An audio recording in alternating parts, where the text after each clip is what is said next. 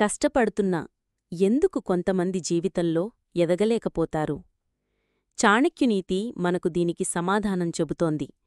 ఈరోజు ఒక చిన్న కథ ద్వారా మనం ఈ రహస్యం తెలుసుకుందాం. ఒక గ్రామంలో రామయ్య అనే రైతు ఉండేవాడు.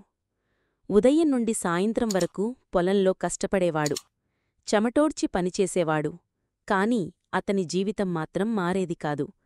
ఎప్పటికీ అప్పుల్లోనే మునిగిపోయి పేదరికంలోనే ఉండిపోయేవాడు. అదే గ్రామంలో కృష్ణయ్య అనే మరొక రైతు ఉండేవాడు. అతనూ కష్టపడేవాడే.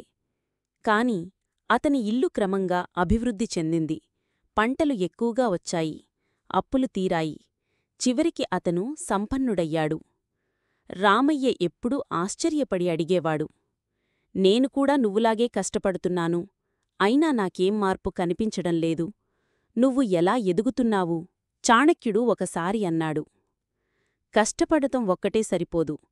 కష్టానికి జ్ఞానం, ప్రణాళిక, సమయం ఇవన్నీ కలిసినప్పుడు మాత్రమే విజయాన్నిస్తాయి. రామయ్య కష్టపడేవాడు. కాని ఆలోచన లేకుండా చేసేవాడు.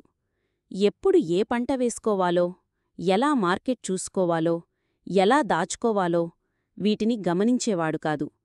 కాని కృష్ణయ్య మాత్రం ముందే ఆలోచించేవాడు. వాతావరణం, మార్కెట్ ధరలు, పంటల మార్పిడి ఇవన్నీ లెక్కవేసుకుని నిర్ణయం తీసుకునేవాడు. అంటే కష్టం ప్లస్ జ్ఞానం ప్లస్ వ్యూహం కలిసినప్పుడే ఫలితం వస్తుంది. చాణక్యనీతి చెబుతోంది, ఆలోచన లేకుండా చేసే శ్రమ వృధా.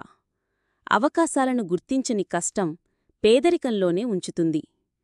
సమయాన్ని సరిగ్గా ఉపయోగించని వ్యక్తి ఎప్పటికీ ఎదగడు. అందువల్ల కేవలం చెమటోడ్చే శ్రమ కాదు, ఆ శ్రమకు దిశచూపే జ్ఞానం అవసరం.